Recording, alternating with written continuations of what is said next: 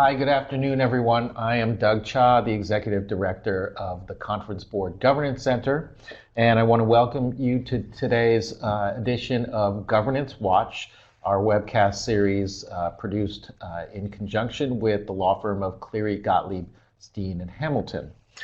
Today we are going to talk about some of the findings from our two-year exercise looking at the job of the board of the job of the corporate director as it's emerged to what it is today. And so you'll hear about some of our work and the thoughts of our panelists. Today we're joined by Jared Gerber, Vic Lukow both from Cleary Gottlieb, and John Wilcox from Morrow Sodali. Jared is a partner at Cleary Gottlieb. His practice focuses on corporate litigation, in particularly securities litigation and shareholder actions. Vic Lukow is a partner at Cleary Gottlieb, and his practice focuses on private and public M&A, corporate governance, and shareholder activism. And finally, John Wilcox, he is currently the chairman of the proxy solicitation firm and governance consulting firm Morrow Sodali, and he's also an active member of boards, including Council for Economic Committee for Economic Development, NYSE Euronext International Advisory Committee, and the NASDAQ Issuer Affairs Committee. Before we get into the substance, let me just take care of some of the housekeeping items. First of all, those who are here seeking CPE and CLE credits, we are offering both CPE and New York State CLE credit for folks participating in the live program. To get credit, you need to stay online for the entire webcast. For CPE, you'll need to enter your full name, email address, and specify CPE in the request CPE credit space at the bottom of your screen. And during the program, there will be 3 pop-up messages, and please click OK for each one. For CLE credit, you'll need to download the CLE verification form that's on the download section of your screen. Complete them and email them to our friends at Cleary Gottlieb at the email specified on the email address form. I will provide the verification code later in the webcast, which you'll need to write on the form before you send it in. There's also a slide deck that accompanies our presentation today in the download section at the bottom of your screen. We do welcome audience participation in today's program, so you can type a question in the section in the field on your screen. I will see it and I will try to work your question into the discussion. Like I said, you can download the slide deck.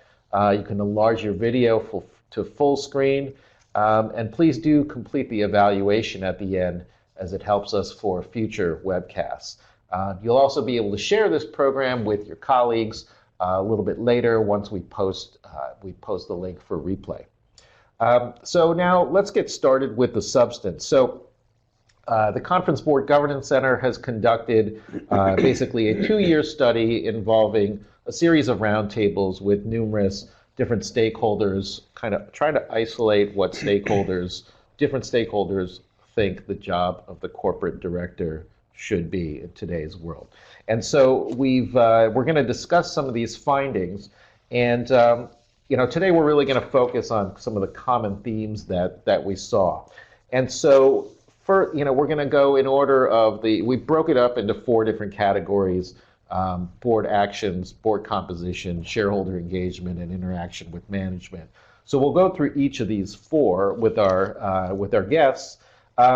So first of all, on board actions, which includes board failures, some of the common themes that came out is that for boards, probably the most important action that they're going to take is choosing the CEO, which includes hiring and firing, if necessary, the CEO. And then in terms of board failures or company failures and board failures, it was interesting that some of the findings talked about boards putting in some kind of preventative measures for that. Getting the right board composition is a form of preventative measure. having policies and procedures for information to escalate up to the board, and for the board to manage a crisis, another preventative measure, and then, of course, monitoring the trends that are going on in the company. So, so there were some of the key themes. But I guess to start out, John, maybe you want to just give your understanding or description of what the job of the corporate director should be today.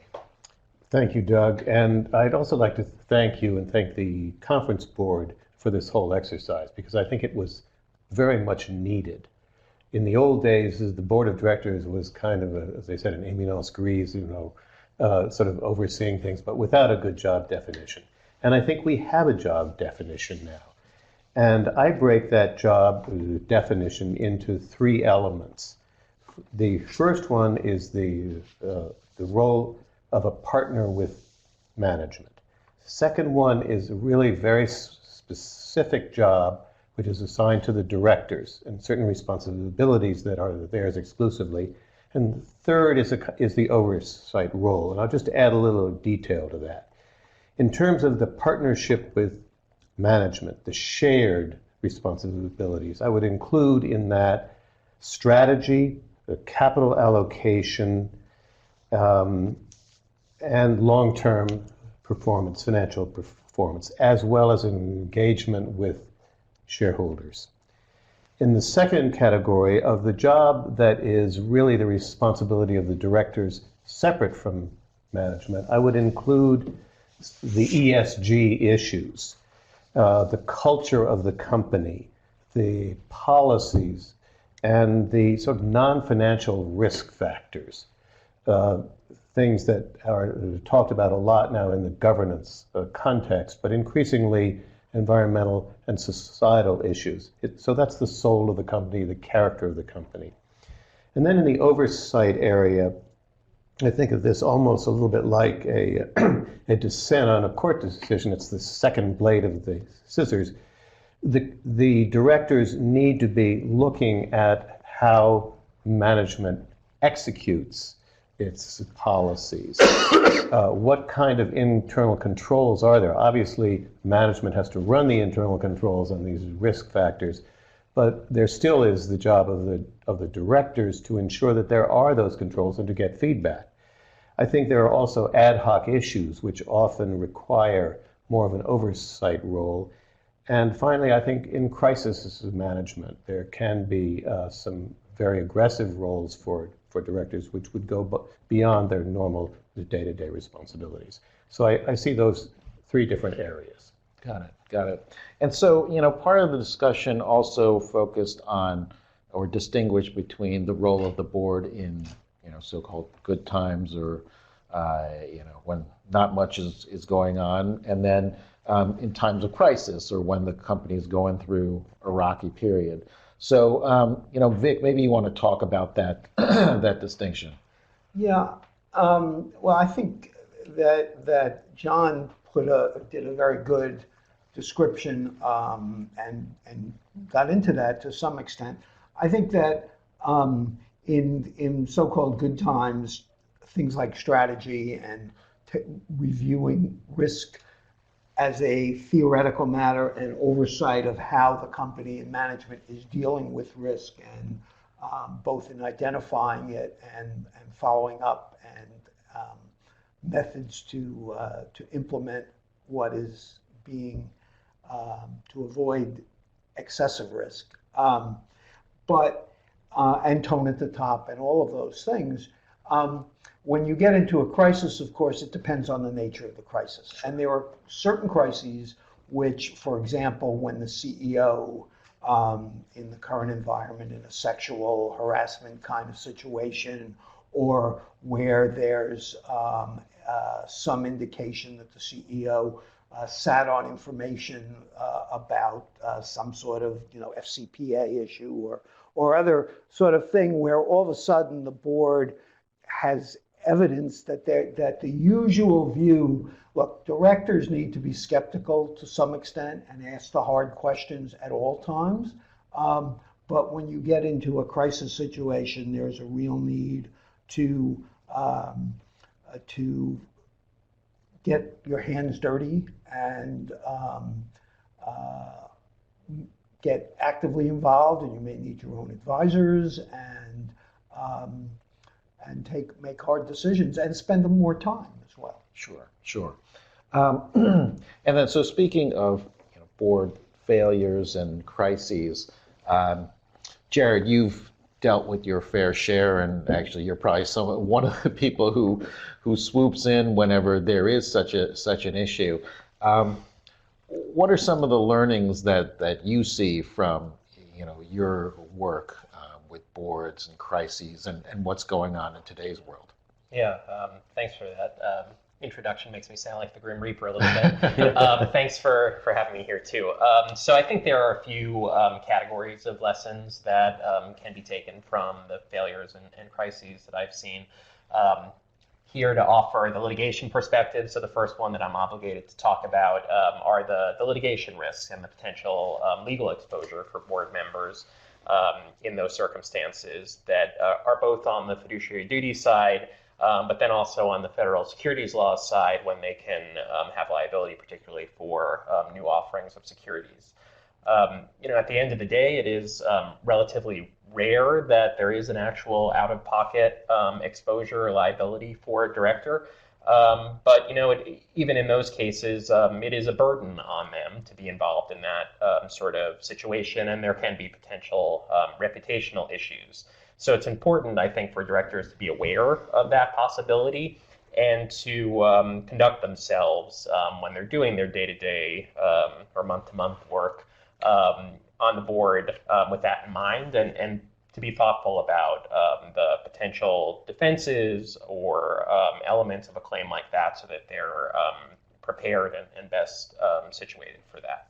So that's my obligatory litigation point. Sure. The second point that I think is an important lesson is preparedness.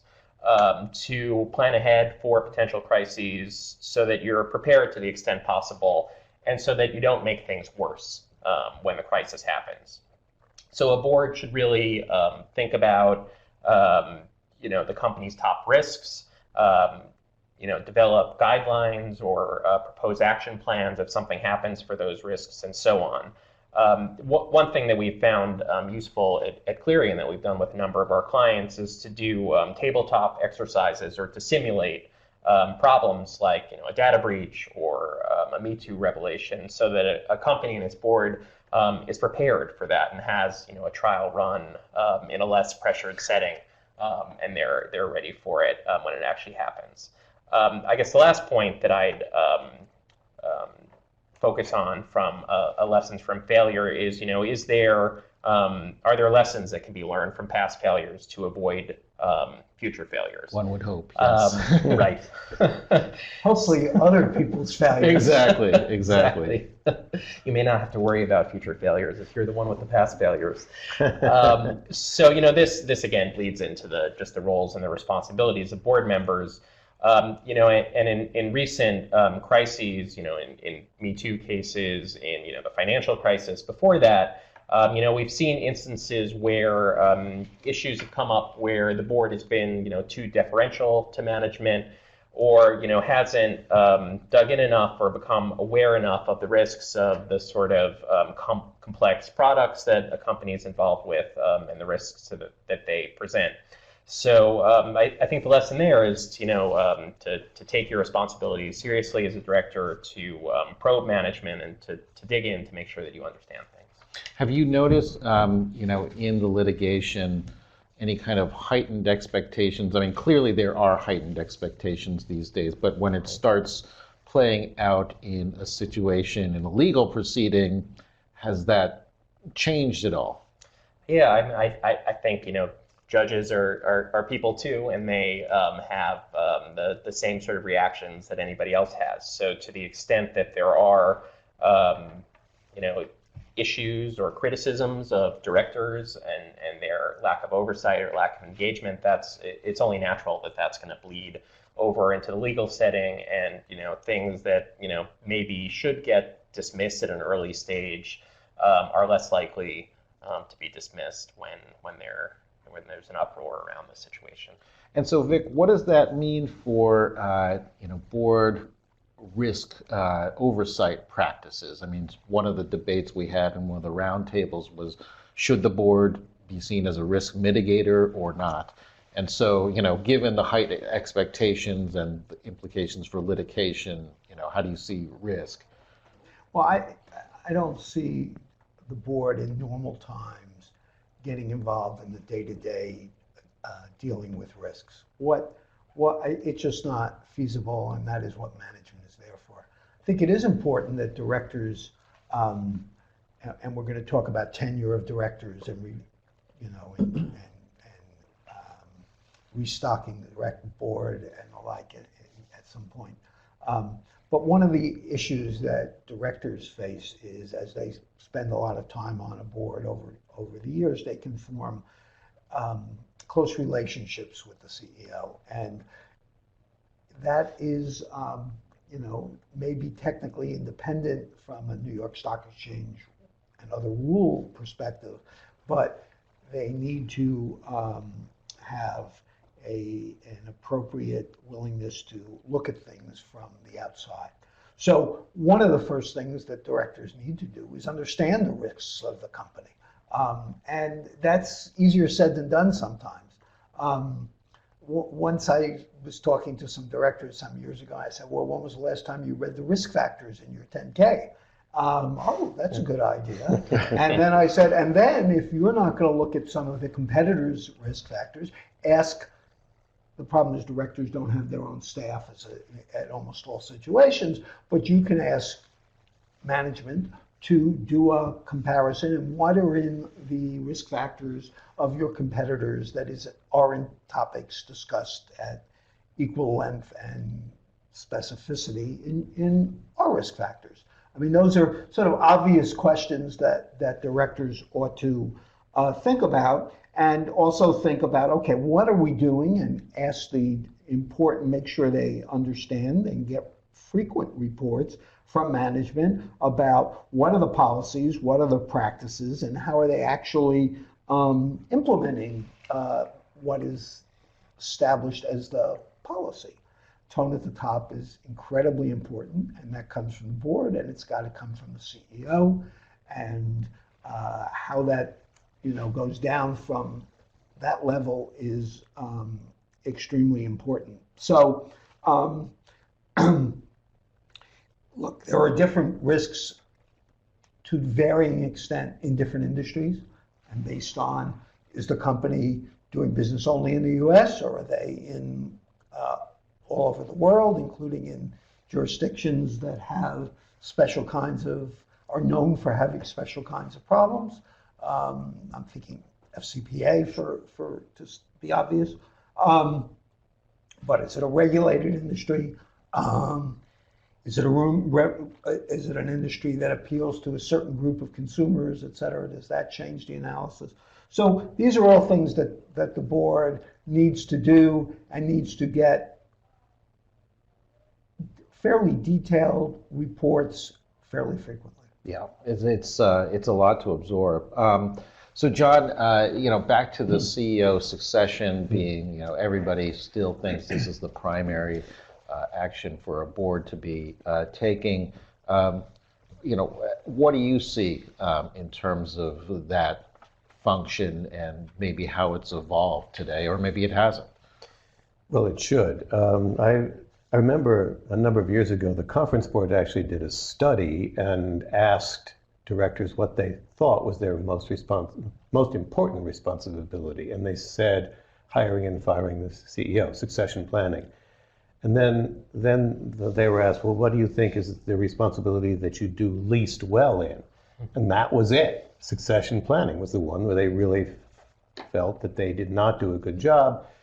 For all the obvious reasons, it's sensitive. Sometimes the CEO feels offended, et cetera, et cetera. So I think the way succession planning ought to be handled is that it should be viewed in light of the fact that, in general, you want to have an internal candidate to be the upcoming CEO. And that means that you have to have a process within the company to generate the candidates. And that means that the directors really need to be on top of what is going on within the human resources department of the company in terms of career planning and in terms of communication of the qualities that are needed in a CEO. So the process of succession planning ultimately should be a transparent one, not only to shareholders, but also within the company, so that all of the employees understand what the qualities are that are being generated, what the experience is, what the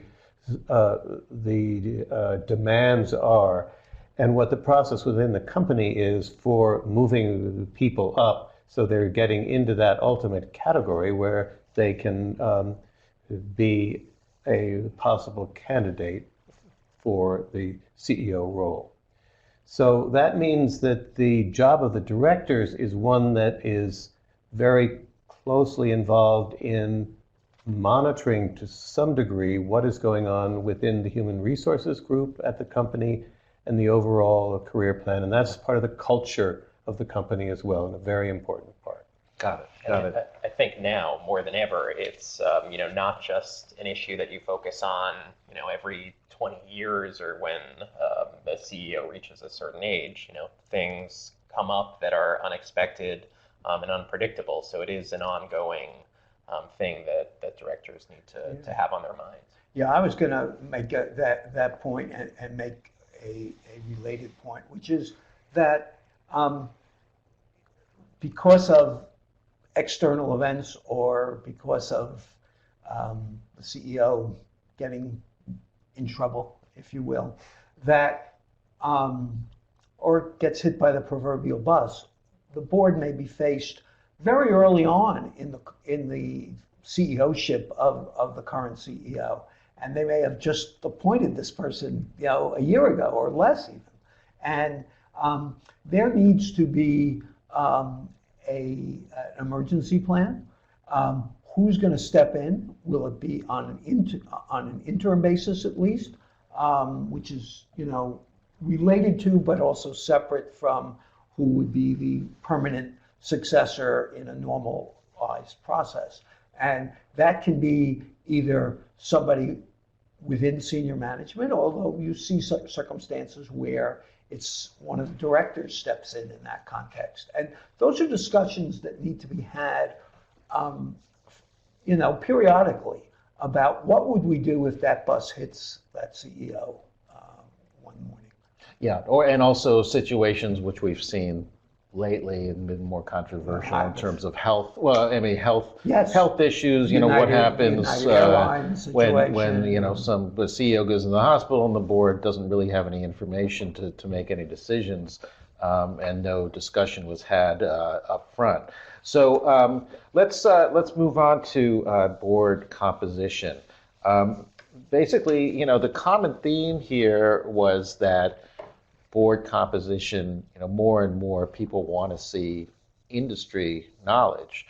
And the other was diversity. Almost every group talked about the importance of diversity, which I think is different from what it was 10 years ago. So, just in general, Vic, how do you see boards ensuring that they have the right mix of perspectives around the table? That's a really tough one, Doug. And it's a really tough one because it goes into the whole issue of refreshment. And you can, to the extent you don't have enough industry expertise or you don't have enough diversity of the right types for the company, and that's, for all companies, it's recognized, I think, pretty universally is an important issue. The question is, how do you, once you've decided that, how do you make that happen? You can increase the size of the board, but most companies sort of think the board size is about right. And then you get to the refreshment issue, and how do you get people to step down and so as to replace them, so you fill the gaps that are missing. I think it's important to focus for in view of the industry about what levels, what kinds of expertise you need. I think how much you can get varies by the size of the company as well. I mean, there's, what you can expect for a $300 billion market cap company and what you can do for a 300 million market cap company are not going to be the same, but the starting principles are going to be the same. So on board refreshment, in the discussions, actually, this came up a lot, and board tenure was something that got debated, and I found it surprising that you had more people who thought board tenure was an issue than perhaps in the past. And so this seemed to be getting some traction. You still have a lot of people saying, look, that's not appropriate. That's not how we look at boards. But some are saying, hey, look, we're looking at the average tenure. And I don't think that really was the case before. You're right. People are looking at that. To me, when I look at it, I'm not only interested in the average, I'm looking at the spread. Because to me, there is benefits to having some directors who have significant tenure and the history and how we got where we got and why things were done. And this becomes particularly important in periods when there's a relatively recent CEO, particularly one who came from outside. But you need a mixture to me. The same average you could have, but if they're all up within a year of that average, I don't find that nearly as effective as a spread between people with more and less seniority. I find people, there are boards who have established policies that require that directors step down or offer to step down after X years. That's not ideal, but it is a way to address a problem that's a very real problem of how does one director or the lead outside director, assuming there is one, as most companies have,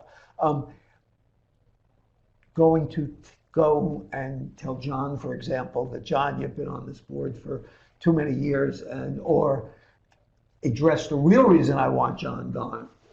Because I fall asleep at board meetings? Yeah, that's been known to happen. Just don't do it this morning. And it's a really hard problem on a lot of boards of who's going to tell somebody that we really think you should step down. Yeah, to me, that's always been a fascinating problem. So, John, let's turn to you before we replace you with a millennial. You have pronounced ideas on generalists versus specialist directors. So obviously there's a debate, and with cyber, actually a lot of people say, well, this is something you do need an expert on. Unlike other things that are just one of many, this is something real. So what's your take on generalists versus specialists based on your own experience? I think you need a mixture. A business enterprise has to operate in a marketplace. You need to have understandings of the marketplace generally. You need to have understanding of the customers. You need to have understanding of risk factors, which may be sort of general in the area of reputation, which is probably the most critical risk factor that we've only just begun to discuss over the past 4 or 5 years in the ESG context. So you really need a mix of individuals. And I think the problem that we have in this area is that the examination of the qualities of the directors has come from external sources. So they have looked primarily at externally measurable indicators, things like age, white male, this, that, diversity, links to the company, all the traditional things that have gone into the definition of independence. What really matters increasingly, and we do an annual institutional investor survey in which we ask questions along these lines, and increasingly what the institutions are saying to us is that they are more interested in the content and the knowledge of the directors and in their character. So only the directors themselves know who really adds value in the boardroom, who has an independent, questioning mind, who's going to challenge rather than accede to a strategy that may be questionable that's being promoted by the CEO. So increasingly, I think we are emphasizing less these external factors that have been part of the governance movement for 30 years, and understanding that within an individual enterprise, the people who are making judgments and have to be evaluated in a much more subtle way. And the responsibility for making that happen well rests with the company.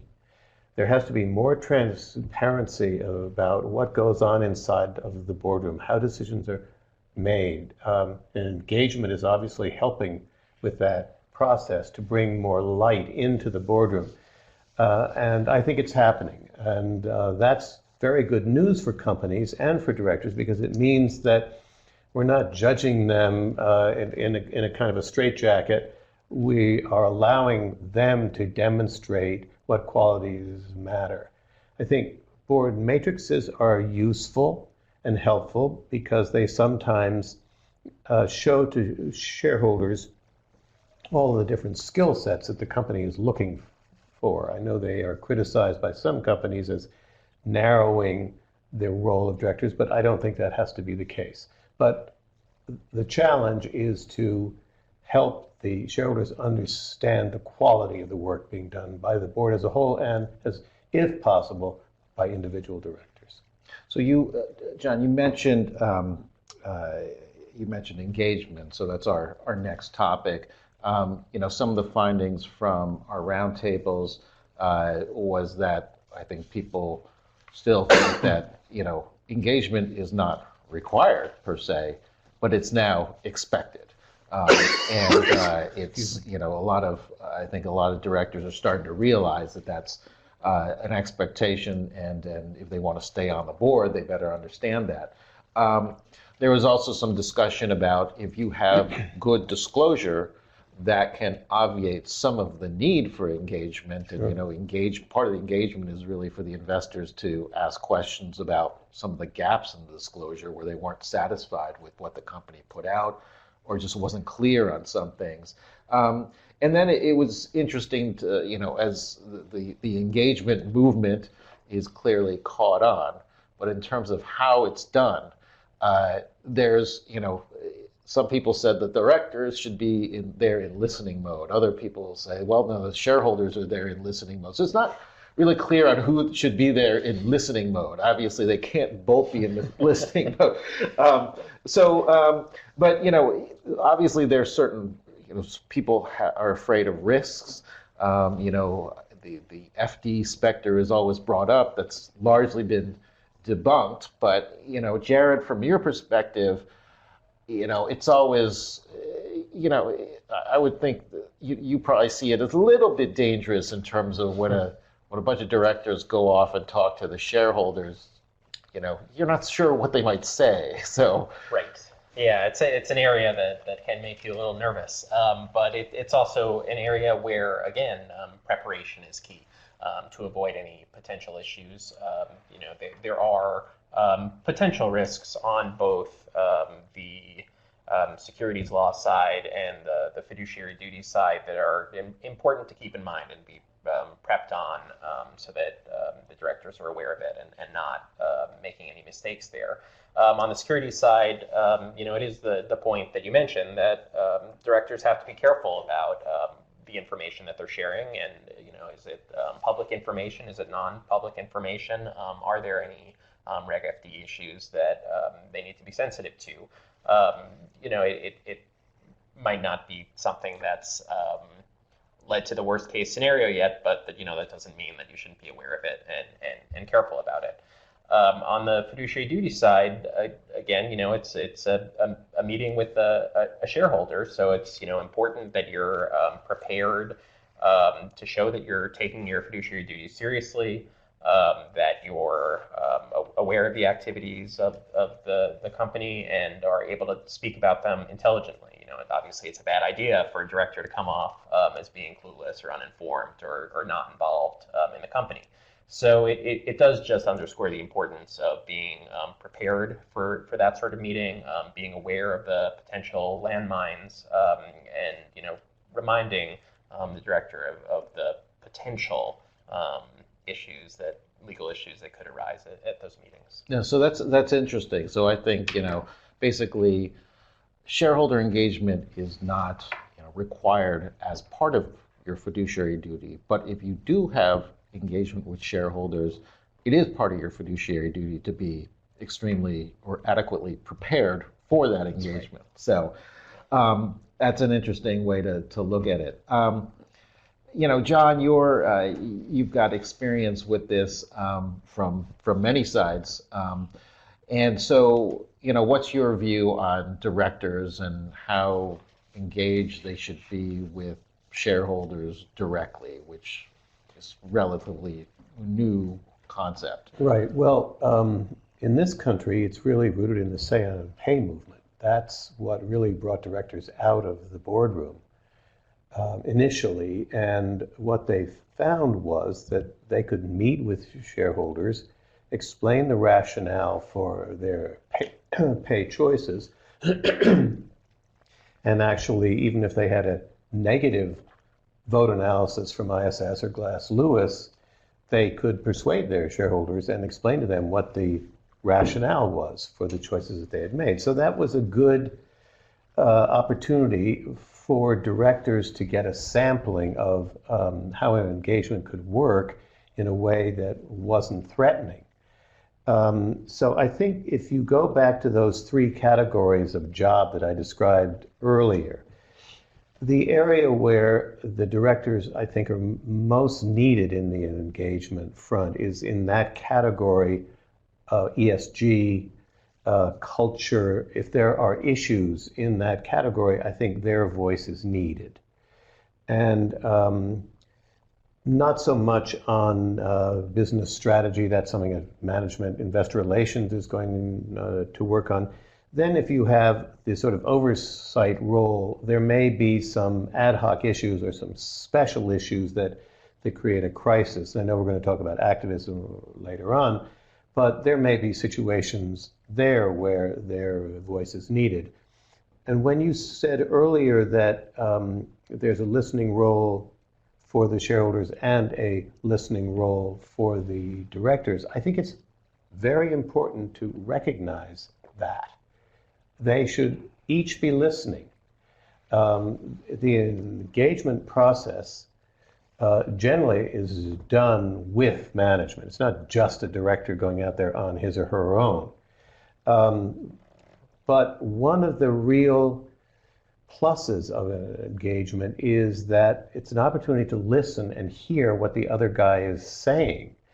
And I've been involved in many engagement situations where at the end it's clear that each side understands the other much more. And the idea of a collaborative relationship so that shareholders are no longer viewed as the enemy and management and the board of directors is no longer viewed as being somebody serving only their own interests. This is a very important kind of transaction. It's important to make this happen, particularly as we have larger and larger indexed institutions with a long-term perspective. These are members now of the corporate family, and this is a good way to treat them as family members rather than as enemies. Interesting. Let's talk a little bit about activism. So Vic, you've dealt with situations, obviously, when activists show up. And so how do you see the role of the director in terms of what they should be doing when an activist does show up? I mean, in terms of, should directors be engaged with those activists? How does that, Can I pick up first with Absolutely. one thing from John? The issue of listening is a really important one. Mm-hmm. And one of the things that we've learned, if we needed to learn it over recent years, is that frequently the reports that get to the board level from IR or from IR to somebody to the board about what they're hearing from institutions and other shareholders are often way off base.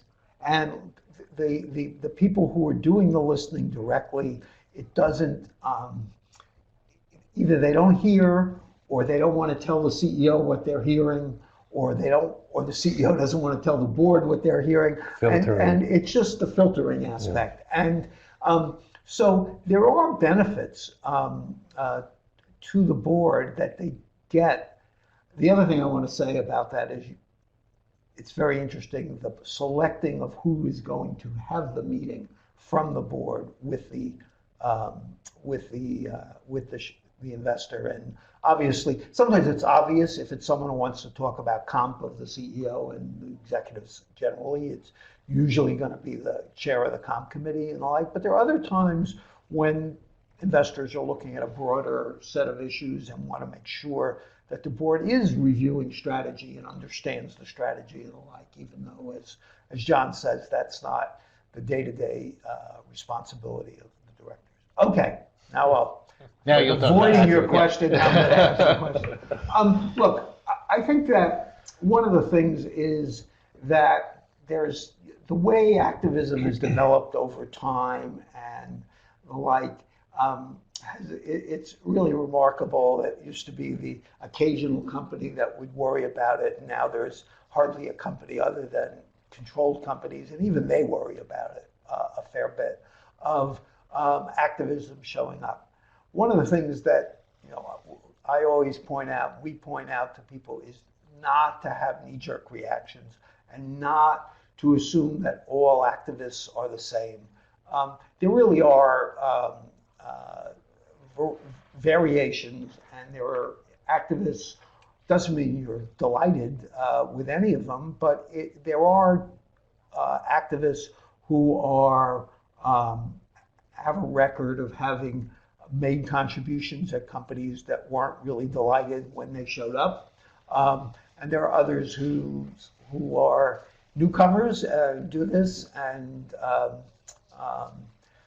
don't have that sort of record and always assume everything they know is better than management knows, and the board knows, which isn't that usually the case. Often there are new ideas that outsiders can bring to the company if they're open-minded, and there are other times there are other ideas where activists, again, it gets into the listening when they hear from management, when they hear from the board. If they get that opportunity, they will say, okay, well, I still think my points 1 and 4 are things you really need to take action on and you should be thinking about, et cetera, but you've convinced me that you've really had good reason not to do points 2 and 3.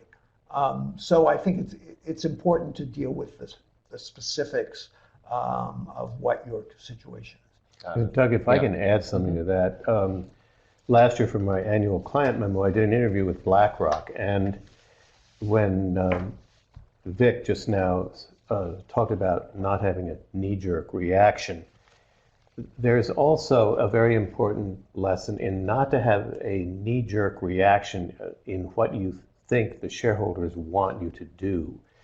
BlackRock made it very clear that they were unhappy with the kind of lockstep, standardized solution to activism that some companies seem to be following, which involved putting one of the activist nominees on the board of directors and then having a stock repurchase program.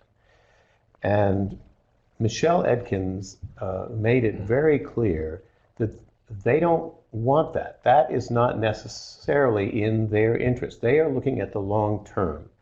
So what she wants to do is to sit down with the activist and to sit down with the management and perhaps someone from the board of directors of the company and do a comparison of the actual strategy that each one is suggesting for the company, and then to make a decision on the merits.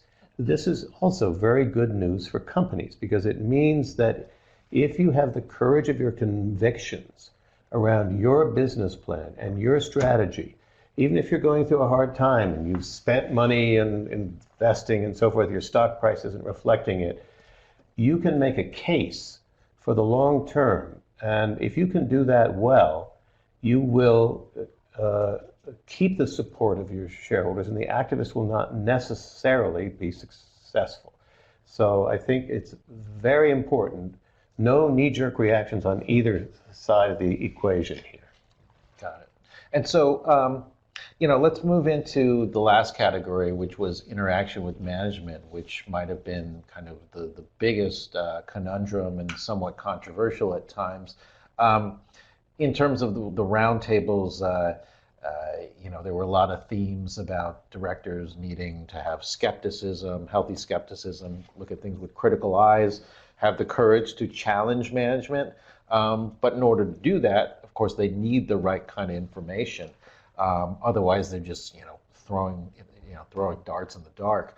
There was talk about how the management or the directors need to work with management so that they understand the business operations and the operational risks, that the directors understand that. And then there was talk about culture, which is what we talk about, we now talk about a lot more, and the directors needing to understand the culture, and in order to do that, how do they do that? A lot of people suggested that you go out and you meet with more employees, but that's got limited utility after a certain point. So let's see. John, in terms of information, you've dealt with boards, or you've been on boards, and you're getting information with management. And like we were saying, that there's a kind of a filtration system before that information gets up to you. How do you look at that information when you receive it, and what is this healthy skepticism that arises? Well, in our question here, you use the word trust. How much should directors trust the information that comes from management? I think they have to trust it until there's a reason not to. So one of the side effects, perhaps, of engagement is, you described earlier, Vic described earlier, internal reporting that is filtered so that it's what the management thinks the board wants to hear, or what the CEO wants, or whatever. If the directors have other ways of listening or hearing from shareholders or from other stakeholders, then that enables them to be more comfortable in trusting. So there has to be trust, because this is an enterprise. They're all working together for the same thing. At the same time, there also needs to be the opportunity for directors to bring in outside experts when they think they need them. And there should be a budget, there should be a staff. There are a lot of other questions about how boards of directors operate that have to do more with the logistics of directors. And I think as their job becomes clearer and it's more of a job, then questions ought to be asked about, okay, what sort of resources should we be making available to directors, particularly at very large companies that obviously have the resources. So this is an evolving question, but we don't want to introduce a wall between the directors and the management of the company. That's the idea of independence, I think, got a bit overworked for a while. So we want to get more deeply into the relationship and how it can work well, and how each does his or her job correctly. And I think this exercise of the conference board in defining the job of the board of directors is going to help a lot in our ability to achieve that kind of understanding. Doug, yeah, go ahead, Vin. One of the John, and I think someone mentioned it earlier, is that usually the independent directors do not have a staff to help them on these sorts of things, and whether in the really largest companies that should be changed in some way. But one of the places, interestingly, that you see it is when an activist does get on a board, say one person who's from the activist, they have normally staff who are involved in helping that director ask those questions, and they have that staff. And what it leads to are good questions being asked. Now, again, it depends on who the activist, it depends on what their goal is. Are they just short-term oriented of trying to get the return that is something that the institutions, particularly the passive institutions, are not looking for. They want a long-term view. But there are activists or people who are called activists who do take a longer view and are asking questions that hadn't been asked in the boardroom. I mean, we've heard this from clients and other companies, and some of them are quite effective, and it's partly because they do have staff, and it shouldn't be a replacement. It shouldn't be it shouldn't take away from the job of the management staff who are helping the senior executives and do the analysis. But having an external view can be very valuable. I think, Doug, one thing that we haven't talked about is the board evaluation process, and I think that is a process that should be much more robust than it is now. It's now mainly a compliance exercise or a sort of internal look at how are we getting along, is our committee structure right, and so forth, which is valuable and important. But I think now with the job definition of the directors being clearer and expansive, there should be an effort by the directors to ask themselves how they are doing from the perspective of stakeholders. And that includes shareholders, that includes employees, that includes customers, that includes anyone affected by the company, the community. If you're talking about reputation as being ultimately in the hands of the directors, they need to be asking much broader questions about how effectively they're doing their jobs. And that's not yet a part of the way the evaluation process is viewed, but I think it will go in that direction. Got it. Sorry, I had neglected to give the CLE viewers the code, the verification code 11552, and so I'll repeat that later on in the program. But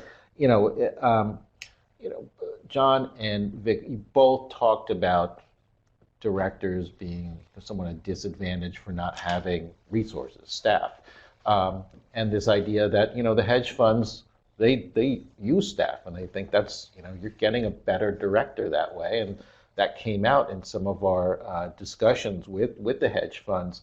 But one thing, Jared, that it seems like a lot of lawyers on the corporate side, the reaction was hedge funds giving the materials to the staff, and that raises all kinds of questions about loyalty and confidentiality and these kind of things. What's your reaction to this? Yeah, I mean, I think my general view is that it is a good idea to have support and staff that can make directors more informed and allow them to do their jobs better. But there are, as with everything, risks and limits to that. I feel like I see risks everywhere. It's amazing I get out of bed in the morning. So I think that obviously directors need to be careful about sharing information, who they share it with, making sure that non-public information doesn't become public or isn't misused. That's an important thing to be mindful of. I think also at an extreme and with respect to fiduciary duties, you want to make sure as a director that you're not just completely delegating your responsibilities and duties to the staff. You were selected because of a variety of qualifications or factors that you have independently of your staff, and you don't just want to hand the reins over to them. So that's something to be mindful about. I think I've never seen an activist who goes on the board turn it over to the staff. You don't see. You would hope not. Yeah, right. They're usually on the board because they have strong. Right, and they often change the way the board thinks and operates. we have I mean, there are companies who will say that the other directors became better directors once there was, a Nelson Peltz type person on the board. So they do have this disruptive effect. But Jared, in terms of what we were talking about, the staff and how the staff can make the board a better board, and what about there's some hedge funds who they give the materials to the staff comes back with their own briefing materials for the director. Some of the directors share it with the other directors, others don't. What do you think about, does that bring up any kind of issue in your mind? Yeah, I think if anything, it brings up issues on the other company that the director is coming from, or the activist or the hedge fund, if you're sharing their information in an improper way. But I don't think it raises particular issues with respect to the company or the board itself. I mean, the related issue to be mindful of in these situations is, as a director that's appointed or provided by an activist or a hedge fund, thinking about your fiduciary duties and, being mindful of potential conflicts between a short-term investor that you're representing and the company's shareholder base more broadly, and making sure that you're aware of that balance and not getting on the wrong side of it. Yeah. So, okay, well, I think that's about all the time we have to talk about these subjects. So really appreciate John, Vic, and Jared having your time today. Before we break, I just want to let everybody know about our couple upcoming webcasts and in-person events. We have 2 more Governance Watch webcasts coming up but before the end of the year. One will be on October 29th, 3 o'clock Eastern, 12 Pacific, and we will talk about the connection between shareholder activism and long-term returns. Another Governance Watch webcast on November 13th, 12 Eastern, 9 Pacific. We'll be posting details on that later in the fall, but that's typically when we do a pre-proxy season forecast.